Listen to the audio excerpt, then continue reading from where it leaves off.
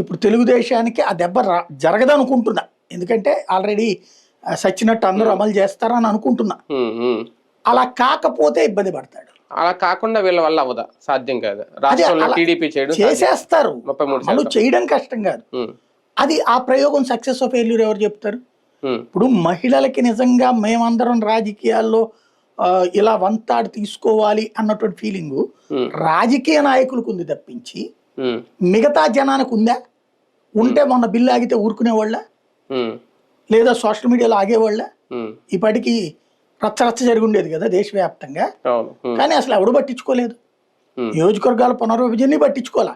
అంటే రాజకీయ పదవి అధికారం విషయంలో సామాన్య ప్రజలు నాట్ ఇంట్రెస్టెడ్. రాజకీయ ఇంట్రెస్ట్లు ఉన్నోళ్ళు, రాజకీయ పార్టీల బిడ్డలో, రాజకీయ పార్టీల నాయకుల భార్యలో, లేదా అంటే మెయిన్ సమస్య ఎక్కడైపోయిందంటే రాజకీయాలకి సామాన్య జనం దూరం కావడం వల్ల సామాన్యులకి పట్టించుకోవట్లేదు. ఇప్పుడు రెండు కోణాలు ఉంది.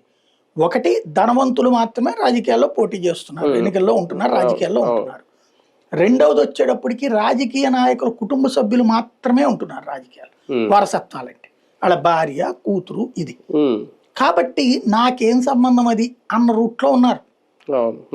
నిజంగా జనాలకి అందరికీ కూడా ప్రయోజనం జరుగుతుంది అనుకుంటే మహిళలందరూ ఈ పాటికి రోడ్డు ఎక్కేసేవాళ్ళు, ఆగేవాళ్ళు.